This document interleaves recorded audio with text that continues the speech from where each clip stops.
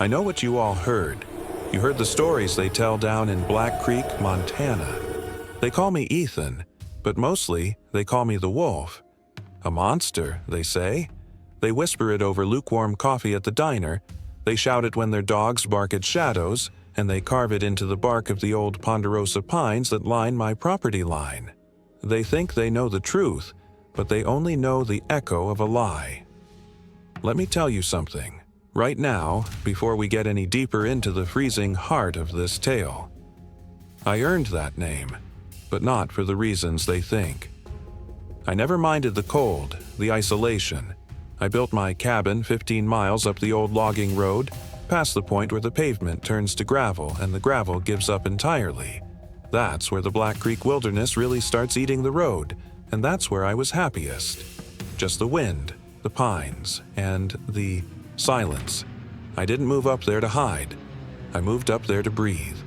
The town below, Black Creek, it's a tight, suffocating place. Generations of the same families, all watching each other, judging each other. If you're not one of them, you're an outsider.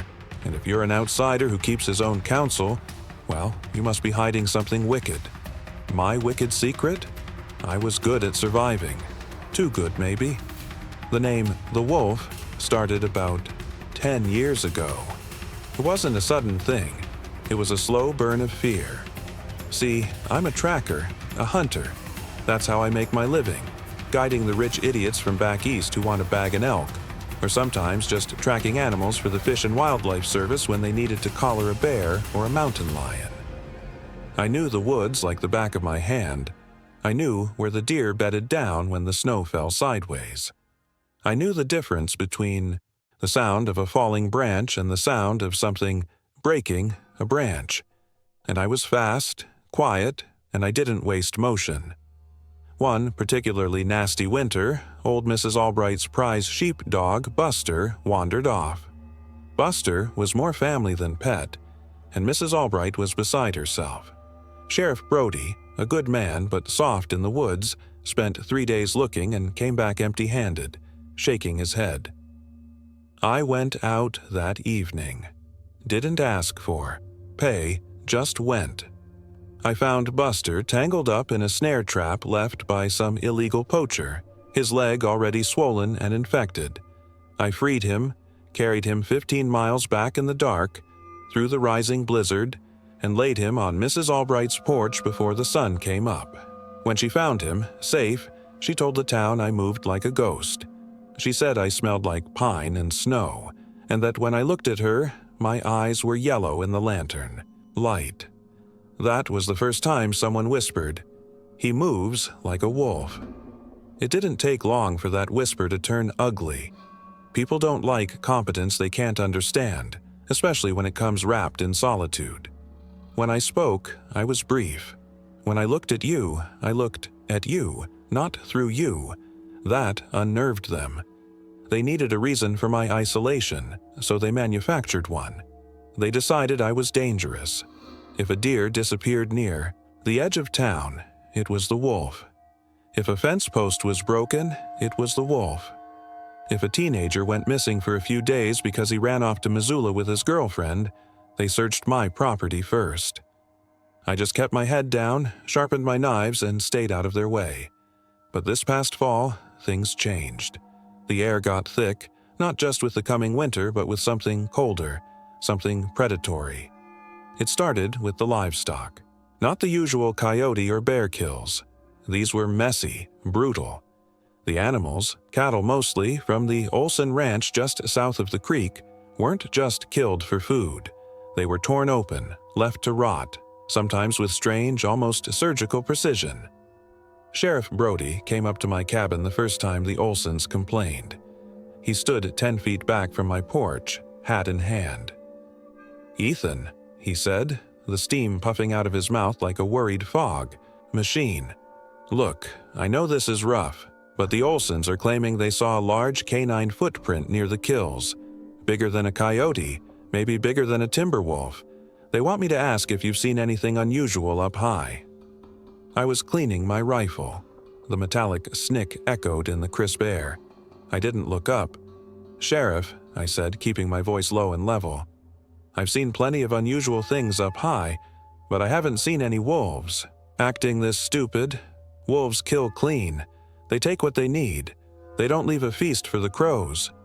"The Olsons are worried," he insisted. "They heard that old story, the one about the man-wolf that used to run these hills 60 years back. They're scared, Ethan." I finally looked up. "They're scared because they're surrounded by nature they don't respect, Brody. Tell them to lock their gates, and tell them if they try to organize a hunt and trespass on my land, they'll meet something a lot meaner than a wolf." He nodded, relieved just to be leaving, and drove his truck back down the treacherous road. I knew the Olsons were right about one thing. Whatever was killing those animals wasn't right. It wasn't a timber wolf. It wasn't a bear preparing for hibernation. The precision of the wounds, deep, clean lacerations on the throat and flanks, suggested intelligence, or at least a horrifying efficiency. I started spending my nights tracking, not hunting. I felt the change in the woods, too.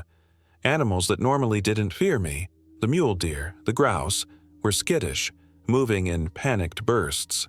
The whole forest held its breath. Then came the day that cemented my fate and unleashed the true terror. It was late October. The first heavy snow had fallen, dusting the world in silence. The man who went missing was Mr. Silas Henderson.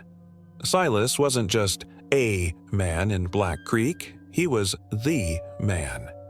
He owned the biggest mill until he retired. He sat on the town council.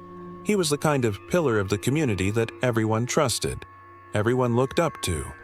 Silas loved to hunt, even at 72. He was stubborn and proud. He told his wife he was going to take his old Remington out for a walk up near the Three Sisters Ridge, the high ground right where the wilderness truly begins, and incidentally, only a few miles from my cabin. He never came home. When Mrs. Henderson called Brody, the alarm bells didn't just ring, they screamed. Silas Henderson didn't get lost. He didn't stumble. He knew these mountains better than anyone, except maybe me. The search party was huge. Every able-bodied man in Black Creek showed up, armed with flashlights, radios, and enough fear to power a small city. I stayed home at first, watching the headlights move like angry fireflies far below. I figured they'd find him sheltering, maybe with a broken ankle, and that would be that. But after 24 hours, they found his truck parked neatly at the trailhead. The keys were gone. His rifle was gone. And there, pressed into the fresh, soft snow near the driver's side, were tracks. They weren't human. Not exactly. Sheriff Brody drove up to my place again, this time not stopping at the porch. He burst into my kitchen, his face white beneath the brim of his hat. He wasn't scared of me then. He was terrified for Silas.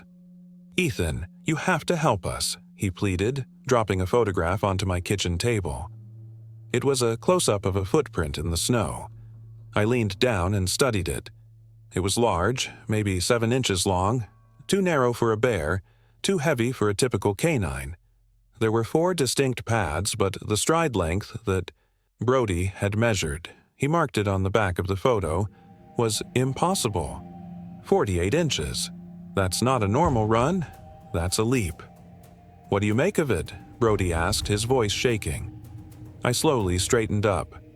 "I make of it that Silas Henderson is in serious trouble, and whatever took him is not hiking on 2 legs and not running on 4. "We found some blood," Brody whispered, looking around my small cabin as if the walls might be listening. "Just a few drops, near where the tracks started. It was animal, not human, but the tracks followed the blood trail up the slope. They went straight toward the high pass." "The high pass?" I frowned. That pass was treacherous even in summer. In late October snow, it was suicide. "They led right past the boundary line of your land, Ethan."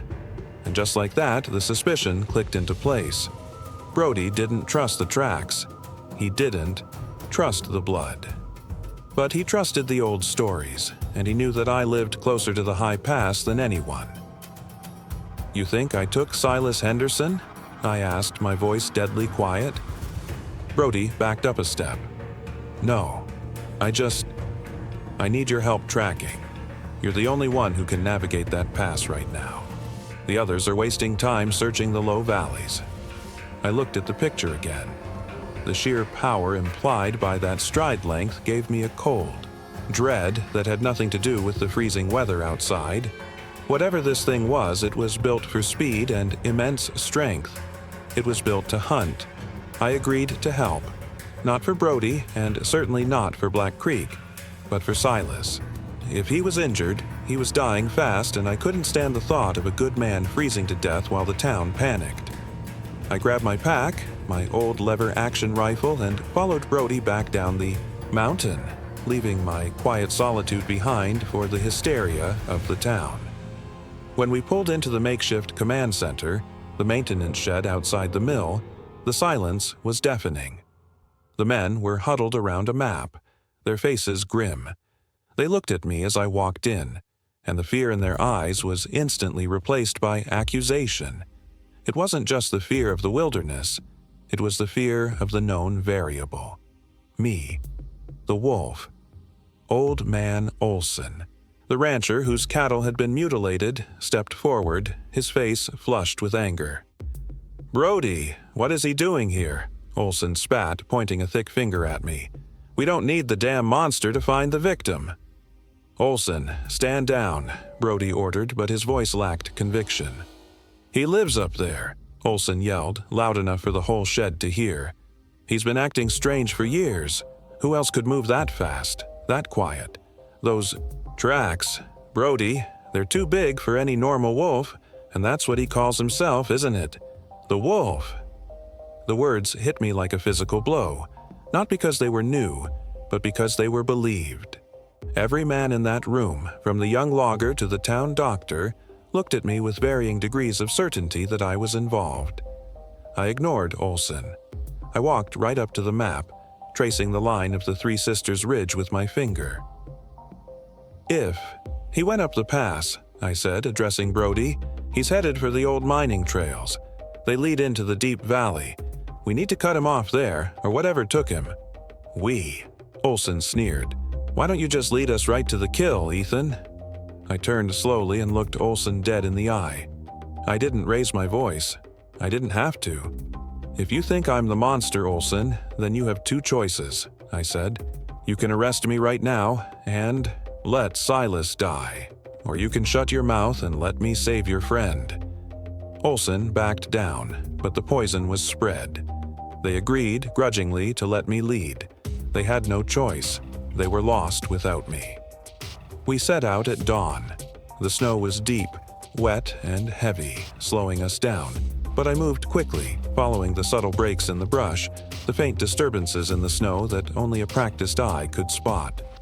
I tracked the unknown creature for 4 hours before the real terror began to sink its teeth in. The trail led us high, through the dense spruce forest.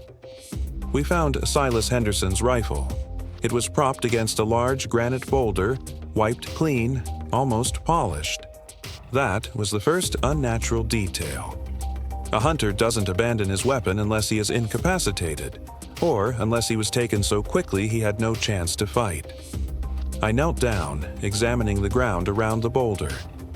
The tracks were clearer here, more defined, and they confirmed my worst fears. This wasn't a wolf. It wasn't even an oversized dog. The tracks showed a distinct lack of claw marks in the snow, as if the claws were retractable, or perhaps non-existent. And the way the weight was distributed, it was heavier on the heel, more like a human foot structure than a canine paw. I stood up, feeling the cold sweat prickle on my neck. "What is it, Ethan?" Brody asked, his voice low. "It's smart," I whispered, pointing to the rifle. "It left the weapon here. Why? To show us it didn't need it, or maybe to mislead us." But we weren't misled for long. Just 100 yards past the granite boulder, we found the first true sign of the struggle. The snow was churned up violently. Branches were snapped clean off the trees, not broken by weight, but ripped away. And there, frozen into the snow, was a patch of dark, crimson blood. "Silas!" someone shouted, rushing forward. "Wait!" I yelled, holding up my hand. I knelt down again. It was human blood, yes, but the sheer volume was terrifying. And something else. Near the blood, I found a thin, bone-white shard, maybe 3 inches long, sharp as glass. It wasn't a twig. It wasn't bone. It looked disturbingly like a broken tooth. I picked it up, feeling its unnatural smoothness. "Silas put up a fight," he said, showing the men the shard. Olson, seeing the blood, seeing the violence, seemed to forget his hatred for a moment, replaced by pure grief. "We have to find him. Now!" But the tracks didn't go further up the slope. They stopped abruptly, right at the edge of the clearing. I looked up. The men were staring at the ground, confused. How could a trail that wide, that deep, just vanish? I scanned the trees. I scanned the sky. And that's when I saw it. High up, maybe 50 feet off the ground, clinging to the rough bark of a towering Douglas fir, was Silas Henderson's coat.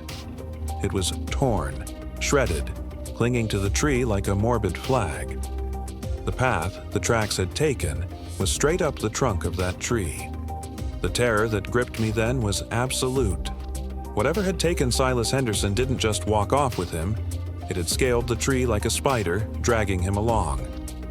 "It's not a wolf," I heard myself say, the words catching in my throat. The men of Black Creek didn't hear me.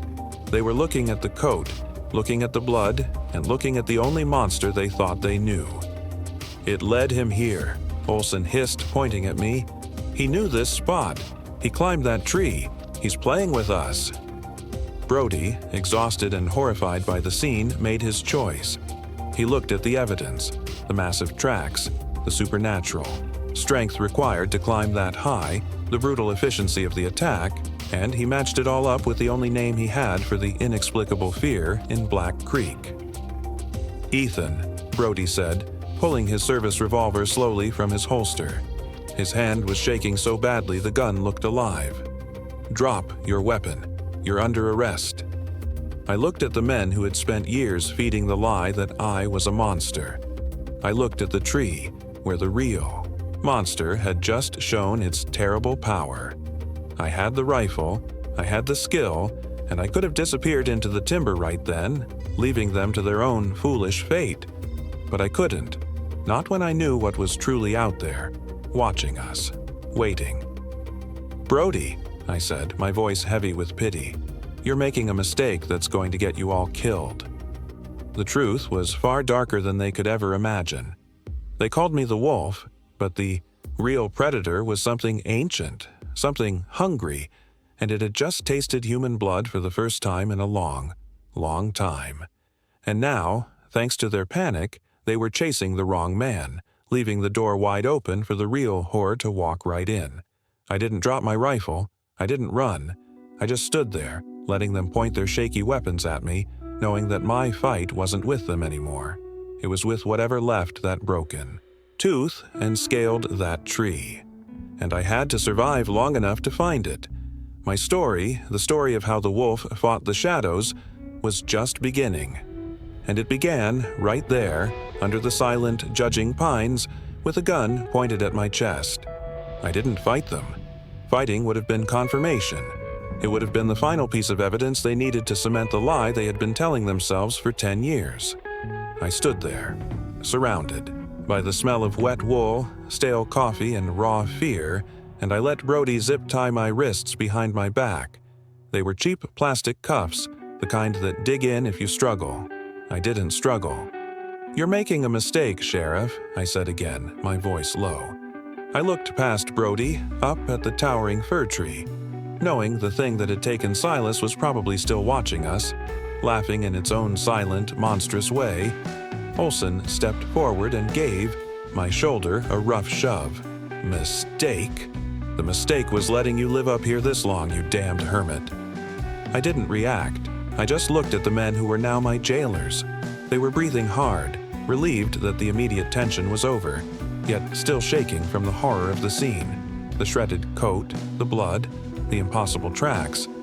They needed a culprit, and I was the convenient pre-packaged villain. Brody was pale. He avoided my eyes. "Take him down, boys. We'll process him at the shed. We need to call Missoula for backup." The walk back down the mountain was miserable. The snow was turning to sleet and the wind had picked up, howling through the canyons like a warning siren.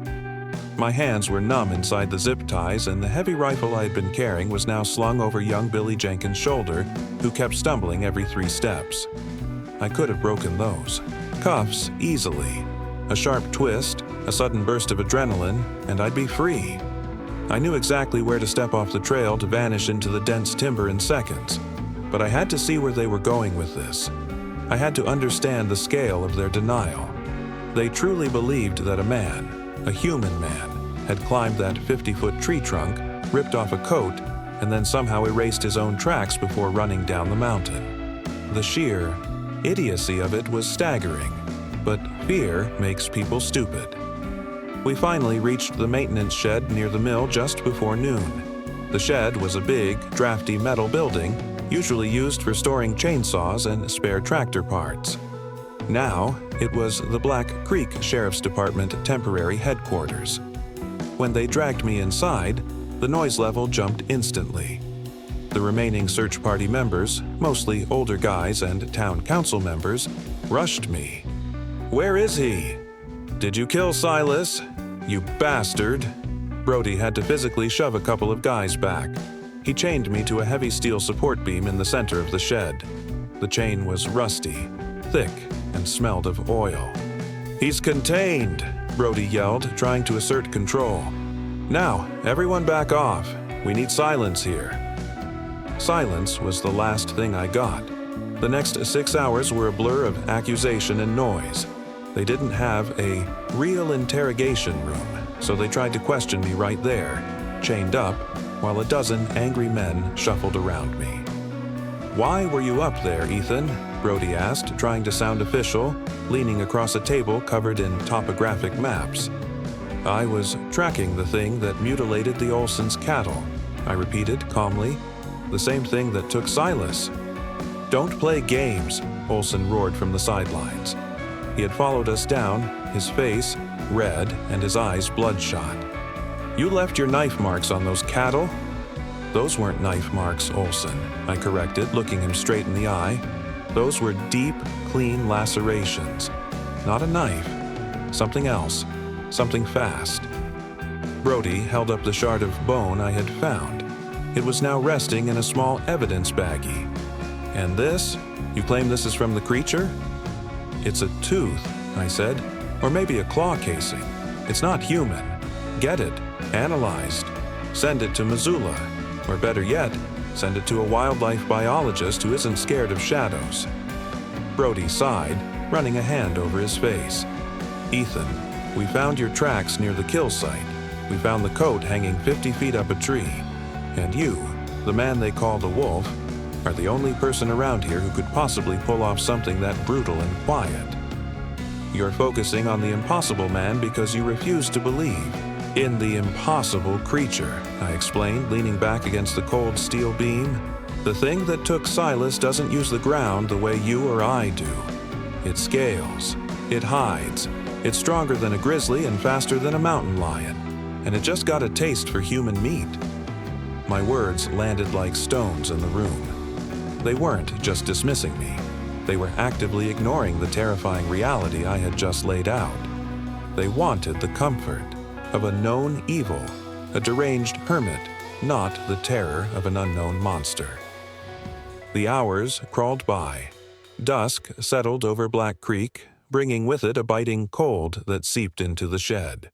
Sheriff Brody finally managed to clear the room, leaving only himself, Olson, and 2 young deputies, Travis and Rick, to guard me. Brody was making phone calls trying to arrange a transfer to the county jail in Missoula by morning. Olson was pacing, muttering about vengeance. I used the quiet time to work on the zip ties. They were tight, cutting off circulation, but I had learned a few things over the years about escaping snares and restraints. It's not about brute force. It's about finding the weak point, the manufactured flaw. I shifted my weight, pressing the sharp plastic edge into the bone of my wrist, slowly, painstakingly, creating friction. "You know, Sheriff," I said, just loud enough to interrupt. His call. "That creature is still out there. It knows you're all gathered here. It's not stupid. It's calculating." Brody shot me a glare. "You just focus on your confession, Ethan." "I have nothing to confess," I replied, "but I'll give you a warning. If you hear anything tonight that sounds like screaming, or maybe like something large hitting the roof, don't assume it's a bear, and for God's sake, don't open the door." Olson scoffed, pulling a shotgun closer to his chair. "He's trying to scare us." "I am," I agreed, "because I'm the only one who knows what true fear looks like." Around 9 p.m., the power flickered. The fluorescent lights in the shed buzzed violently, then died, plunging us into absolute darkness. "Damn it," Brody cursed, fumbling for his flashlight. "It's just the wind," Deputy Travis said nervously. "Old power lines." I didn't say anything. The wind hadn't been that strong. The air in the shed immediately dropped 10 degrees. Brody found his flashlight casting a shaky beam around the room. I was still chained to the pillar watching their panic. Then came the sound. It wasn't wind. It wasn't a bear. It was a high-pitched, guttural shriek that seemed to come from directly above the metal roof. It was followed by a terrible, scraping sound, like massive claws dragging across corrugated steel. Olson froze, the shotgun resting uselessly in his lap. Travis and Rick stared up at the ceiling, their mouths open. "What was that?" Travis whispered, his voice cracking. Brody, to his credit, was the first to react. He stood up, aiming his flashlight beam toward the large roll-up bay door. "Secure the perimeter. Stay calm." The scraping stopped. There was a moment of silence so profound, I could hear the blood rushing in my own ears. Then a sound came from the opposite end of the shed, the back wall where the small square ventilation windows were located. Crash.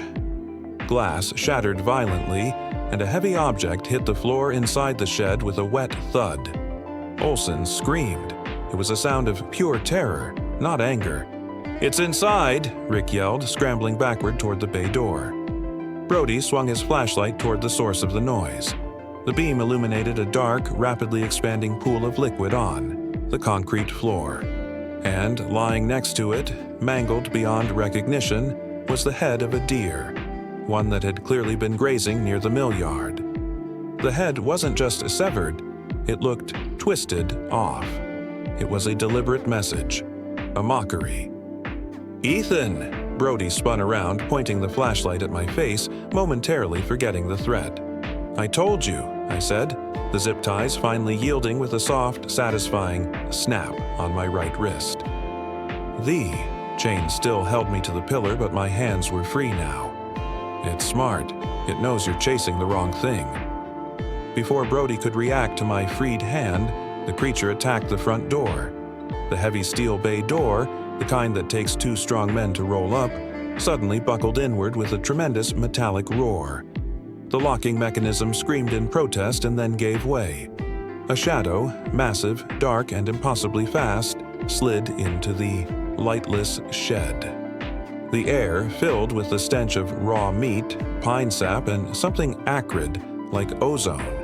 It wasn't fully visible. Brody's beam caught only fleeting glimpses. Long, powerful limbs, a torso that seemed too lean and too tall, and eyes. Eyes that reflected the weak beam of the flashlight with a chilling, sulfurous yellow glow. The creature didn't hesitate. It moved straight for the nearest human target. That target was Olson. Olson managed one terrified, choked cry before the creature was on him. The sound of the attack was sickening, a crunch of bone and a wet, tearing noise that made the hair stand up on my arms. The shotgun clattered harmlessly away. Brody reacted instantly. Professionalism overcoming fear. He drew his service pistol and fired 3 rounds into the darkness. Crack, crack, crack. The bullets hit something solid. There was a high-pitched, pained screech. That was utterly inhuman, followed by the sound of something heavy dragging itself rapidly away from Olsen's position. "Brody, get down!" I shouted, dropping the remaining zip tie from my left wrist. The creature had retreated, but not out of the shed. It was using the darkness and the clutter of the machinery as cover. Rick and Travis were panicking, firing wildly into the shadows, their shots echoing deafeningly in the metal building. I yanked on the chain attached to the pillar. It was thick, but the mounting bolts were old. I didn't have time to worry about it. I needed a weapon. "Stop shooting, you idiots," Brody yelled, his voice strained. "You'll hit Olsen." But it was too late for Olsen. He was silent now, and the silence was worse than the screaming. I scanned the shed, my eyes already adjusted to the low light. In the chaos, no one was looking at me. They were all focused on the shadows. I saw my opportunity. My old lever-action rifle was still resting against the table where they had dumped my pack, maybe 20 feet away. With a grunt, I put all my weight and muscle into one powerful twisting pull on the chain. The old bolts holding the chain to the pillar groaned, then suddenly ripped free from the concrete base with a spray of rust and dust. I was free, still trailing about 3 feet of heavy chain attached to my wrist, but free nonetheless.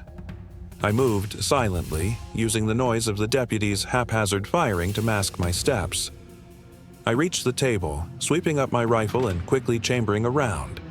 The familiar weight of the weapon was the most comforting thing I had felt all day. "Ethan!"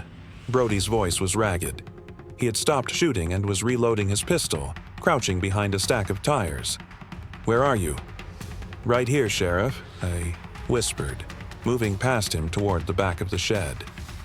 "Do you still think I'm the monster?" Brody didn't answer immediately. He didn't need to. The stench, the terror, the sight of Olsen's body, those were his answers. "I need to know what that thing is," he finally gasped. "It's what they called the man-wolf 60 years ago," I said, checking the magazine of my rifle. "And it's hungry. Stay behind the tires. Don't move." I crept toward the broken window. The creature hadn't used the gaping front door to escape. It had gone back out the window it smashed. I looked through the shattered pane and out into the yard. Snow was still falling, slow and heavy, illuminated faintly by the distant streetlights of Black Creek. I saw the tracks immediately. They were enormous, deep impressions in the freshly fallen snow, leading away from the shed and toward the dense scrub surrounding the mill pond. But the creature hadn't left entirely. It was waiting. I heard a small whimper near the front of the shed. It was Deputy Travis. "Sheriff, I can't see anything," Travis cried. "Hold your position, Travis," Brody ordered, his voice echoing slightly. That was the mistake. Calling out the position. The creature, moving with terrifying speed, vaulted onto the roof of the shed again. We heard the heavy thump above us, followed by a sickening sound of metal being peeled back like paper. The real attack wasn't meant to kill everyone at once. It was meant to terrorize, to isolate, and to pick them off one by one. It was hunting, not rampaging. A large section of the metal roof directly above Travis and Rick tore open. Snow and cold air rushed in. The deputies looked up, blinded by the sudden exposure. A shadow dropped from the gap. I raised my rifle, aiming for the center mass of the falling shape, but it moved too quickly. It hit Rick first, slamming him against the wall, silencing his screams instantly. Travis tried to raise his rifle, but fear had locked him up. I fired. Blam! The sound of the lever-action rifle was deafening inside the metal shed. My shot was true, striking the creature in the shoulder. It shrieked again, that unnatural high-pitched noise, and stumbled back, dropping Rick's limp body. I saw the wound, AE, dark stain spreading quickly on its sleek, black, fur-like hide. It turned its head toward me.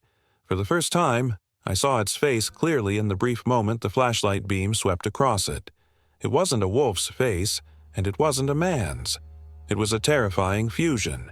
A long, narrow snout filled with those unnatural white shards of teeth, but with a forehead and eye sockets that suggested a higher intelligence, a terrible, cunning awareness. Its eyes, the color of spoiled mustard, locked onto mine. There was no rage there, only cold, predatory focus. It recognized me as the threat, the one who had wounded it. It launched itself toward the hole in the roof, disappearing into the night as fast as it had arrived, leaving behind the carnage and the absolute, paralyzing silence. Brody crawled out from behind the tires, shaking violently. He looked at Olson, then at Rick, then at the hole in the roof, and finally at me. I stood there, rifle in hand, the rusted chain still dangling from my wrist. I was covered in dust and sweat, but I was alive, and I was clearly the only thing that had fought back. It wasn't you," Brody whispered, dropping his pistol to the floor. The sound was flat and final.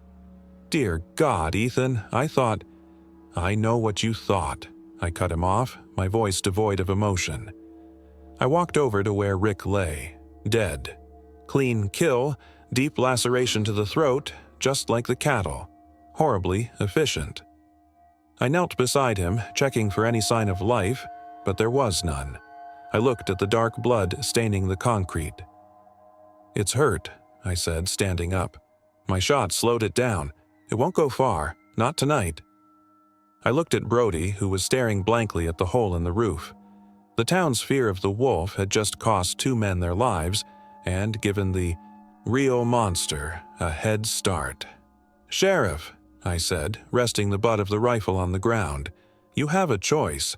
You can try to arrest me again, and we both die when that thing comes back for the rest of us.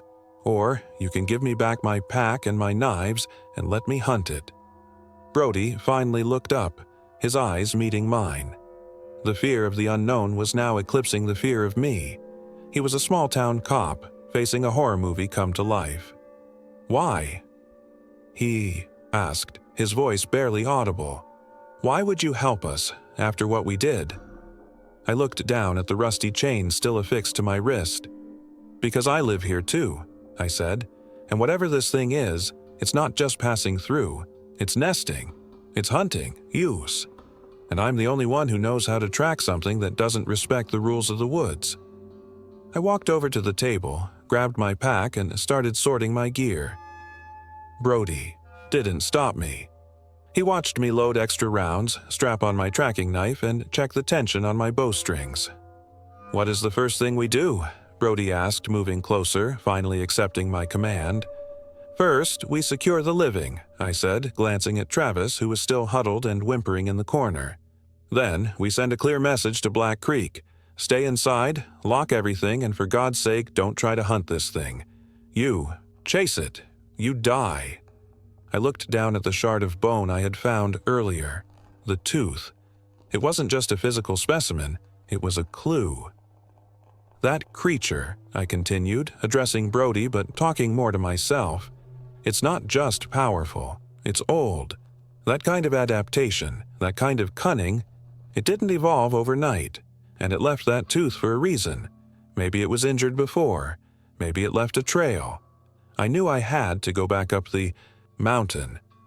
The creature was wounded, and instinct would drive it back to its den, its lair. I had to find that place before it healed and before it decided to come back for the rest of the town. "I need to track the blood," I told Brody. "It went toward the mill pond, but it will circle back to the high ground. I'm going alone."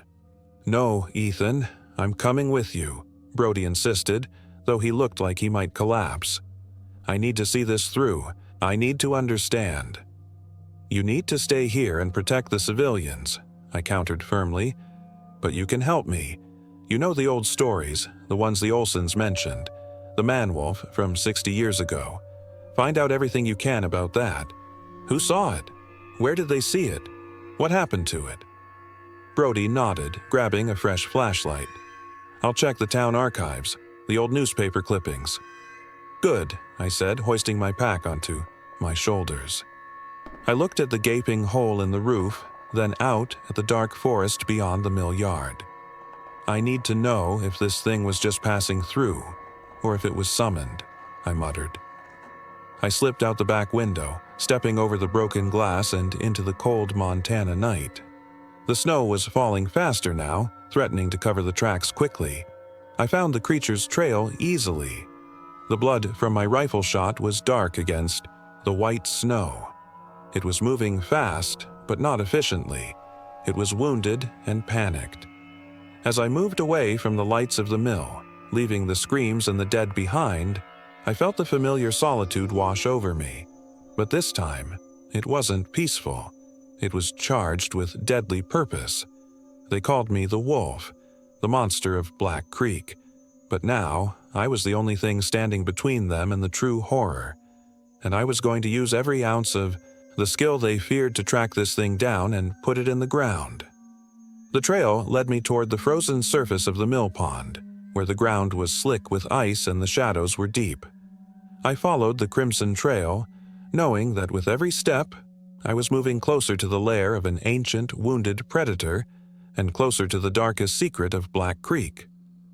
I'd been hunting for years, but this time, the stakes were everything. This wasn't a hunt for meat. This was a war for survival, and I was finally free to fight it. I slipped out the back window, stepping over the broken glass and into the cold Montana night. The snow was falling faster now, threatening to cover the tracks quickly. I found the creature's trail easily. The blood from my rifle shot was dark against the white snow. It was moving fast, but not efficiently. It was wounded and panicked. As I moved away from the lights of the mill, leaving the screams and the dead behind, I felt the familiar solitude wash over me. But this time, it wasn't peaceful. It was charged with deadly purpose. They called me the Wolf, the monster of Black Creek. But now, I was the only thing standing between them and the true horror, and I was going to use every ounce of the skill they feared to track this thing down and put it in the ground. The trail led me toward the frozen surface of the mill pond, where the ground was slick with ice and the shadows were deep. I followed the crimson trail, knowing that with every step, I was moving closer to the lair of an ancient, wounded predator and closer to the darkest secret of Black Creek. I had been hunting for years, but this time, the stakes were everything. This wasn't a hunt for meat. This was a war for survival, and I was finally free to fight it. The creature didn't run straight into the woods. It did something smarter. It crossed the mill pond, keeping to the slick ice. A heavy creature like that would leave clear scuff marks on the ice, but it knew the snow would cover them fast, making the trail almost impossible to pick up on the other side. But I wasn't just looking at the ground. I was looking at the air. Even in the heavy snow, the creature's passage left a subtle disturbance in the fine dusting of ice crystals on the tree trunks bordering the pond. It was like tracing a ghost. I skirted the edge of the pond, moving slowly, conserving my energy. The wound I inflicted was serious. I knew that by the volume of blood, but I also knew how tough these things were. It would be driven by instinct now. Find shelter, stop the bleeding, and wait for darkness to hunt again. The trail led exactly where I predicted.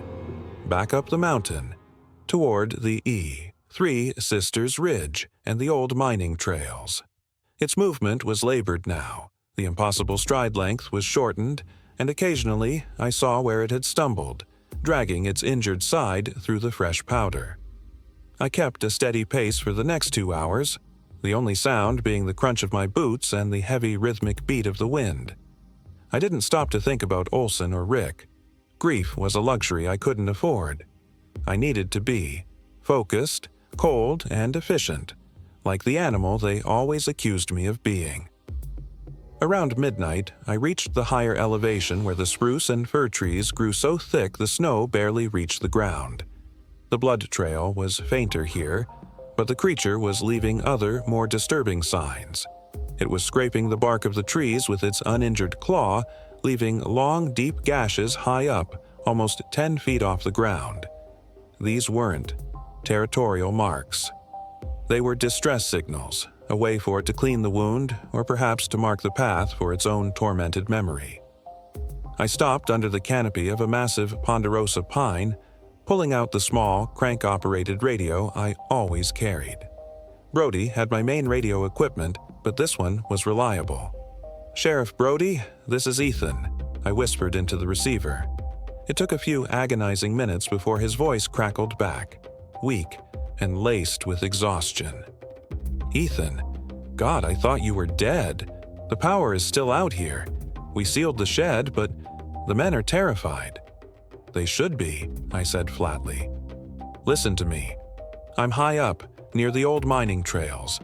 The creature is wounded, but it's still moving. It's heading to a den. Did you find anything about the old stories?" There was a heavy sigh on the other end. "I did. It's bad, Ethan. Really bad." Brody explained what he found in the dusty county archives. The man-wolf wasn't just a legend from 60 years ago, it was a documented event from 1957. Back then, Brody's voice shook, it wasn't cattle, it was miners. 3 men disappeared up near the Three Sisters Ridge where Silas disappeared. The town then was smaller, meaner. They didn't call the sheriff, they called a bunch of hard men to hunt it down. They thought it was a rogue grizzly at first. "They were wrong," I prompted. "They cornered it," Brody continued. "The records are messy, censored even. But the original sheriff's log says they didn't kill it. They couldn't. They said bullets didn't stop it, only slowed it down. They managed to trap it inside one of the old abandoned ore shafts. The Deep Valley shaft, you know the one. And they sealed it. They poured concrete and steel over the entrance. They buried it alive." I felt a cold dread settle in my stomach that had nothing to do with the freezing air. Trapped, not killed, waiting. "And Silas Henderson?" I asked, already knowing the answer. "Silas was 22 then," Brody whispered. "He was one of the men who helped seal the shaft. He was the one who signed off on the dynamite charges. He knew exactly where that thing was buried." The pieces clicked together with the chilling finality of a closing trap. The mutilated cattle, the strange surgical precision, the clean kills. It wasn't just random hunger. It was calculated. The creature hadn't just escaped, it had been released, and it was seeking revenge on the men who entombed it. "Silas didn't get lost, Brody," I said, my voice barely above a hiss. "He went up there because he had to check something, didn't he? Maybe he heard sounds. Maybe the seal was failing and he went to look." "We found something else," Brody added quickly. "In Silas's truck, a small satchel. Inside, a geological survey map of the Deep Valley area, marked with an X right over the Deep Valley shaft. And a small bronze key. It looks like it belongs to a very old, heavy padlock." I closed my eyes, picturing the proud, stubborn old man going up the mountain. Not to hunt, but to fix a terrible mistake he had made 60 years ago. He had gone to check on the seal, and he must have found it compromised. Maybe by the recent heavy rains, maybe by an earthquake tremor. And then, he had made the fatal error of trying to secure it, perhaps even using the old key to unlock a hidden entry, only to find the creature waiting. "It's personal, Brody," I said into the radio. "It was never about the town. It was about the men who buried it. Silas was the first target." "What about the cattle?" "Warm up," I replied, grabbing my pack. It needed to regain its strength after 60 years locked up. Olson was just collateral damage tonight. "That thing is smart, Brody. It saw the town chasing the wolf, and it used the chaos. Where are you going now?" "To the Deep Valley shaft," I said, looking up toward the high, dark ridge. "That's its home. It's wounded. It's heading back to lick its wounds. I have to find it before it heals, or before it realizes the only way to silence the threat is to wipe out the whole town. Be careful, Ethan. We're useless down here. You're the only one." I switched off the radio. The silence returned, heavy and absolute. I was the town's last line of defense, the monster they feared, now hunting the monster they created. I moved faster now, driven by a new urgency. I knew where I was going, and I knew what I was facing. Not a mindless beast, but a sentient, vengeful thing that had been simmering in the dark for 6 decades. The Deep Valley Shaft was located in a narrow canyon, a place the sun rarely touched, even in summer. It was a treacherous scramble down slick shale and loose rock, but the snow had packed down some of the worst spots. As I descended, the atmosphere changed. The smell of pine and cold air was replaced by something damp, metallic, and distinctly foul, the stench of a long-closed space mixed with the musky odor of a large, predatory animal. I reached the bottom of the canyon just as the first hint of gray light touched the peaks above. The Deep Valley Shaft entrance was tucked beneath an overhang of rock, barely visible. Brody was right. It wasn't a natural cave. It was an old mine entrance, and the mouth was covered by a massive, rusted steel plate, maybe 10 feet high. The plate was warped, twisted, and covered in concrete that had clearly been poured over it decades ago. But the seal was broken. A section of the concrete near the base had been violently splintered, and the steel plate was buckled outward, as if something impossibly strong had pressed against it from the inside. There was a fresh, dark smear of blood along the bottom edge of the plate. My bullet wound. The creature was inside. I dropped my pack silently and knelt down, examining the entrance. The opening was a jagged tear in the steel, maybe 3 feet wide and 2 feet high. Big enough for the creature to squeeze through, but not comfortably. I didn't need to go in immediately, but I needed to know what I was dealing with. I pulled out my thermal monocular, a crucial piece of kit the townspeople didn't know I owned. It wasn't for hunting elk, it was for tracking things that didn't want to be seen. I pointed the monocular at the dark opening. The air, coming out, was warm, humid, and heavy. The ground inside sloped downward rapidly. I scanned the interior. The thermal image was blurry, distorted by the residual heat of the rock, but I saw it. A massive, glowing orange shape, curled up maybe 50 feet down the shaft, absolutely still. It was resting, conserving energy. The heat signature was huge, far larger than a human, maybe the size of a small car engine. I also saw something else, closer to the entrance. 2 smaller, fainter heat signatures, barely visible. Silas Henderson, and another one. I realized then that the creature hadn't just eaten Silas, it had dragged him back to its lair, and the second signature? That had to be the animal whose blood we found near the initial tracks, the creature's meal before it took Silas. This wasn't just a place to rest, it was a pantry. I pulled the monocular away, the cold air rushing back into my lungs. Going in there was suicide. It was a narrow, dark space where the creature had the advantage of knowing the terrain and being shielded from my rifle's range. I needed to draw it out. I needed light, space, and distance. I checked my gear again. Rifle loaded, bow ready, tracking knife sharp. I had 3 sticks of high-grade plastic explosive, left over from a contract I did clearing old demolition sites years ago.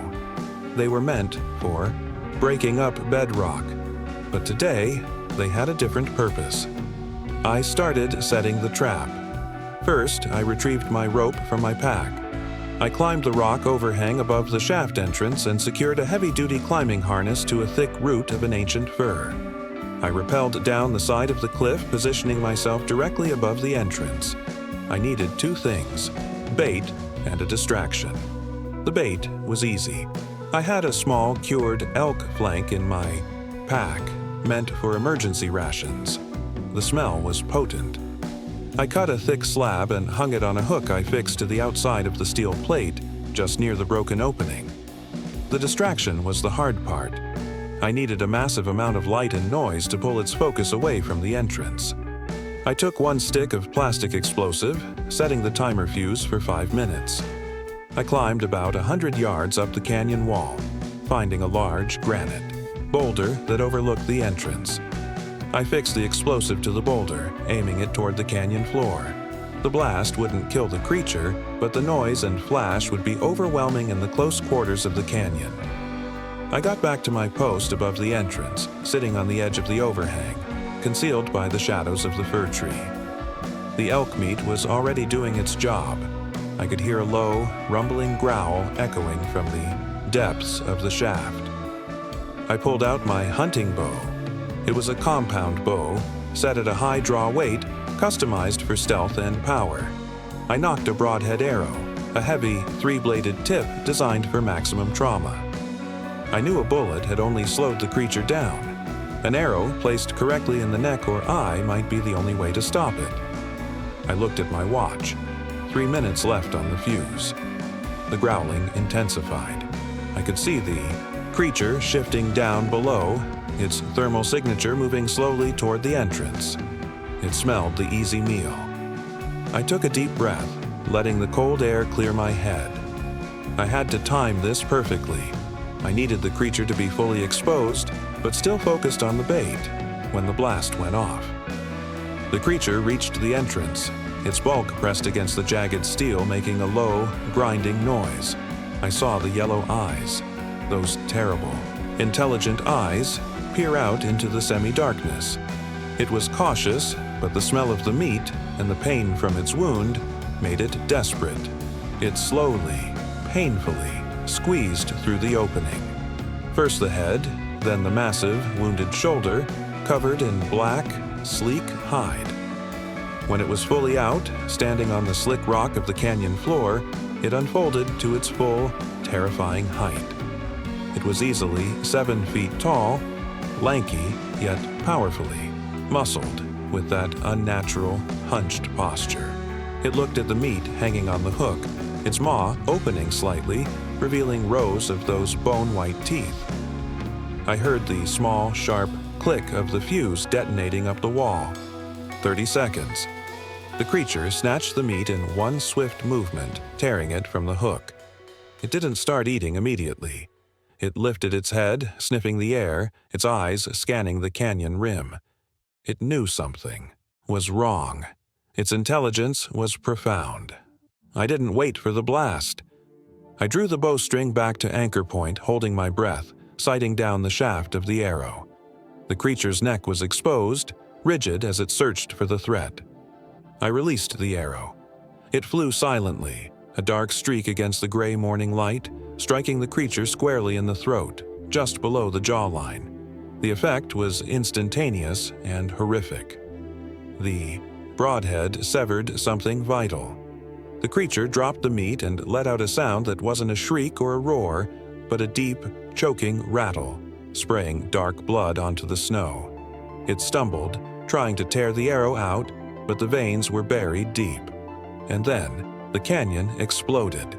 The dynamite on the granite boulder detonated with a deafening kaboom.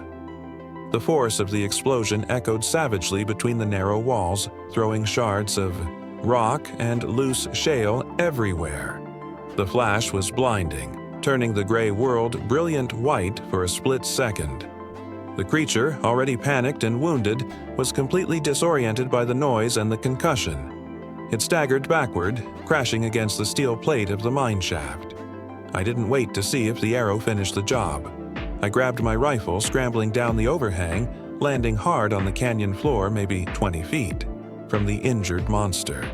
It was thrashing wildly, blinded and deafened, the arrow protruding from its neck like a terrible feathered wound. I raised the lever-action rifle, aiming for the head, but even blinded, it was fast. It sensed my presence, turning its massive body toward the sound. It let out a wounded bellow, a sound of pure, agonizing rage, and charged. I fired. Blam! The heavy rifle slug hit it in the chest. It slowed, but didn't stop. I worked the lever, chambering the next round. Blam! Another hit, this one high in the shoulder, tearing into the previous wound. It was almost on me. I could smell the blood, the ozone, and the raw, ancient malice radiating from it. Its claws, long, bone-white, and terrifyingly sharp, were extended. I waited until the last possible second, aiming for the eye, the only soft target left. Blam! The third shot was the loudest, the most final. The creature's head snapped back violently and the charge faltered. It wobbled for a moment, then collapsed onto the ground with a sickening, heavy thud, spraying the snow with blood and dust. I stood over it, rifle still raised, breathing raggedly, waiting for any sign of movement. The silence after the blast was ringing, broken only by the hiss of falling snow. It was still, completely, terrifyingly still. I took another minute, just watching the body. It was massive, even collapsed. Its hide was thick, like oiled leather, and the wounds I inflicted were enormous, yet hadn't stopped it immediately. I walked closer, my heart pounding a frantic rhythm against my ribs. I nudged the body with my boot. No reaction. I knelt down, pulling the knife from my belt. I needed to confirm the kill, and I needed to retrieve the evidence of what this thing truly was. As I worked, cutting away the thick hide near the jaw to examine the structure, I realized the full extent of the horror. This wasn't a wolf, not a bear, not even a mythological creature. It was an aberration, a thing that had adapted to darkness and confinement, a product of decades of isolation and rage. I cut free one of the bone-white teeth, the exact same kind of shard I found earlier, and placed it carefully in a small baggie. This was the proof. This was what Brody needed. But the real proof was still inside the shaft. I stood up, looking at the dark opening. I had to go in. I had to find Silas Henderson, or what was left of him, and I had to make sure nothing else was down there. I retrieved my pack, put on a headlamp, and stepped through the jagged tear in the steel plate into the lair of the man-wolf. The air inside was thick and suffocating. The narrow tunnel sloped down, the walls slick with moisture and minerals. The light of my headlamp cut through the darkness, illuminating the crude carvings scratched into the rock walls. Not ancient writings, but fresh marks, claw marks left by the creature in its long imprisonment. I moved slowly, rifle ready. The sound of my boots on the wet rock echoed loudly. 50 feet in, I found the chamber. It was a small, natural cavern that opened up from the shaft. And there, piled in one corner, was the evidence of the creature's return. Silas Henderson was there. He was recognizable, but barely. He had been torn apart, and the clean cuts I had noted on the cattle were evident here too. The creature hadn't just killed him, it had systematically dismembered him. Next to Silas, I saw the remains of the other victim, the animal whose blood was on the first trail. It was a large, half-eaten deer carcass. And then I saw the third thing, the fainter heat signature I had picked up earlier. It was a small bundle, hidden partially behind a rock formation. I moved closer, my boots crunching on something metallic. I pointed my light down. It was Silas's old Remington rifle, tossed aside. And next to it, the small bronze key Brody had mentioned. I shone the light on the bundle. It wasn't human remains, it was a nest, made of dried pine needles, shredded animal hides, and pieces of old burlap. The nest was surprisingly soft, and curled up inside there were two small dark shapes. Kits. Pups. They were newborn, blind, and covered in the same sleek, black, fur-like hide as their parent. Two of them whimpering softly in the aftermath of the explosion. I froze. The creature wasn't just a hunter seeking revenge. It was a mother. The terrifying realization washed over me. The sudden brutality, the need to quickly establish a new, hunting territory, the relentless focus. It wasn't just hunger, it was maternal protection. It was building a new life, a new generation of horror, right in the heart of the Black Creek wilderness. The old mining shaft hadn't just held one monster for 60 years. It had become a breeding ground. I stood there, staring at the fragile tiny shapes in the nest, the knife still in my hand. If I left them, they would grow up and continue the cycle. They would become the new man-wolves of Black Creek. But killing the creature was one thing. Killing the young, even this unnatural horror, was another. It went against everything I was. I looked back at the entrance where the mother lay dead in the snow. I looked at Silas's body, the proof of the mother's terrible rage. I had to finish this. The life of the town depended on it. I raised my rifle, aiming at the nest. My hand trembled slightly. This was the darkest choice I had ever faced. The line between hunter and executioner blurring violently. I knew what I had to do, but I also knew that if I did it, the monster they called the wolf would finally, truly be born. I took a deep breath, steadying the rifle. The final battle was over, but the final, terrible act of survival was about to begin. The silence of the cavern pressed in on me, waiting for the sound of the final shots that would seal the fate of Black Creek. I stood there, staring at the fragile tiny shapes in the nest, the knife still in my hand. If I left them, they would grow up and continue the cycle. They would become the new man-wolves of Black Creek. But killing the creature was one thing. Killing the young, even this unnatural horror, was another. It went against everything I was. I looked back at the entrance where the mother lay dead in the snow. I looked at Silas's body, the proof of the mother's terrible rage. I had to finish this. The life of the town depended on it. I raised my rifle, aiming at the nest. My hand trembled slightly. This was the darkest choice I had ever faced, the line between hunter and executioner blurring violently. I knew what I had to do, but I also knew that if I did it, the monster they called the wolf would finally, truly be born. I took a deep breath, steadying the rifle. "I'm sorry," I whispered, not to the pups, but to the silence of the mountains. "But you don't belong here." I didn't use the rifle. The sound would carry too far, and I needed to conserve the remaining explosives.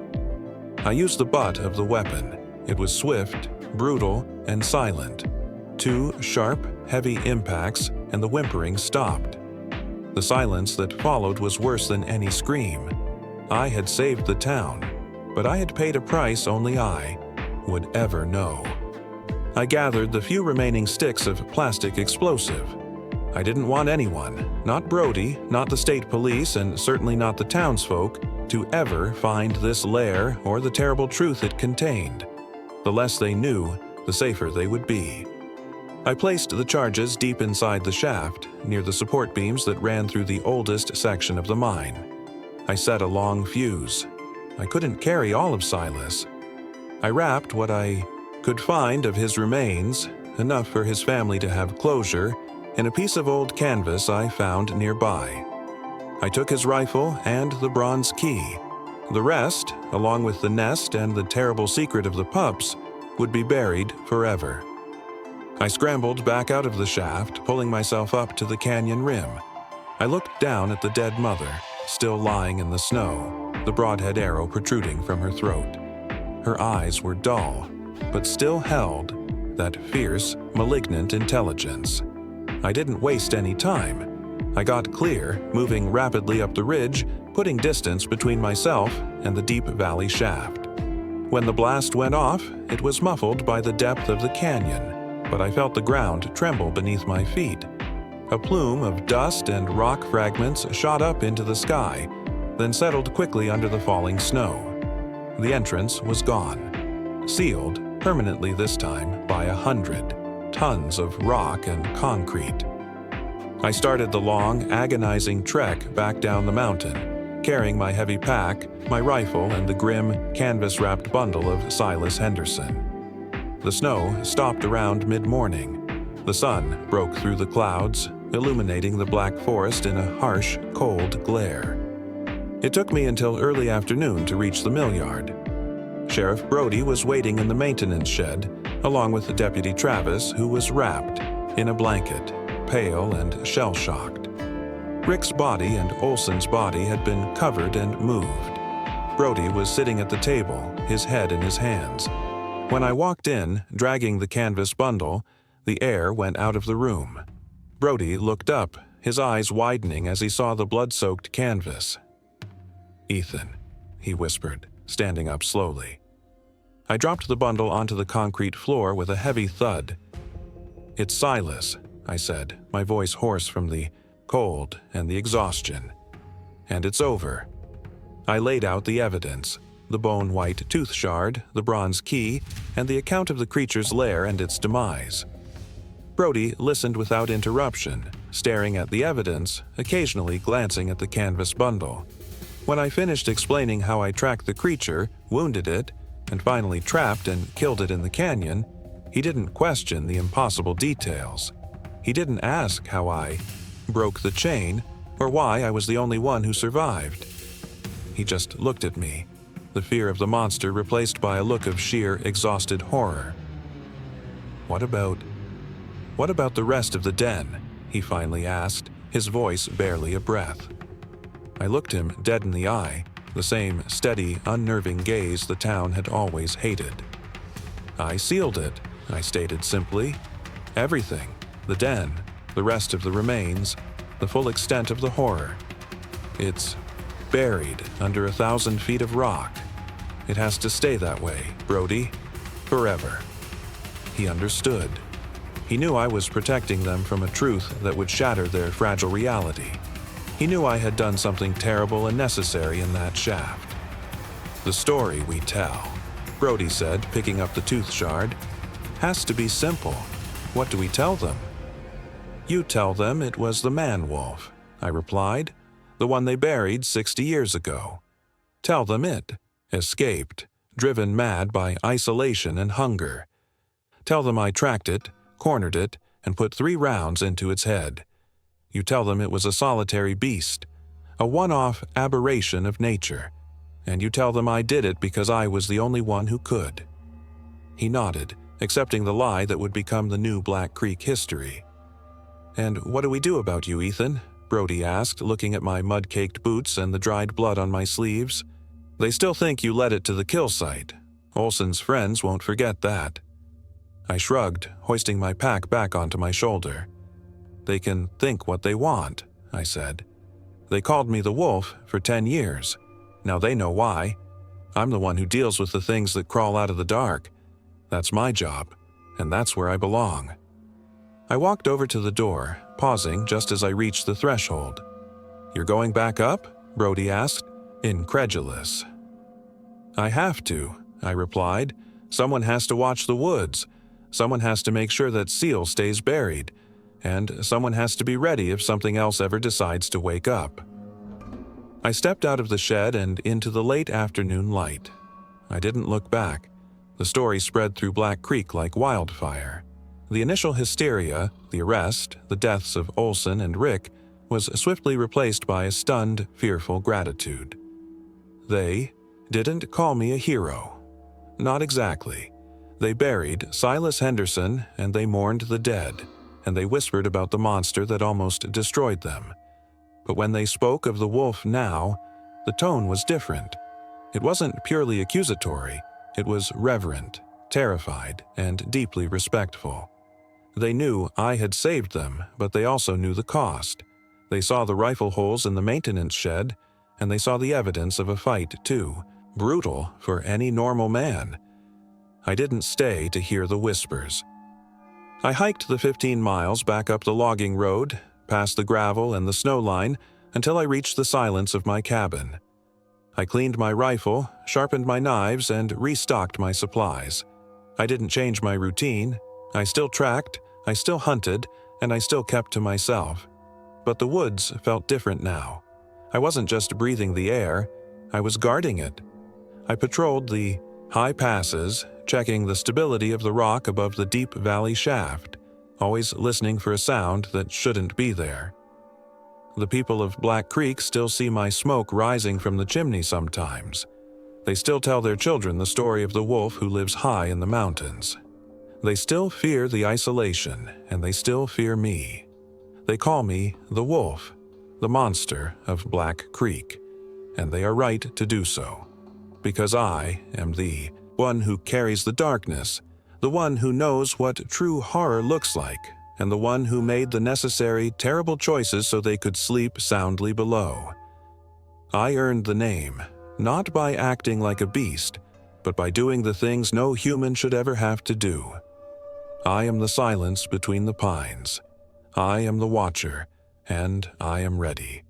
Always ready. Because out here, in the cold, freezing heart of the Montana wilderness, the lie they live is the only thing keeping the deeper, darker truth buried, and I am the keeper of that lie.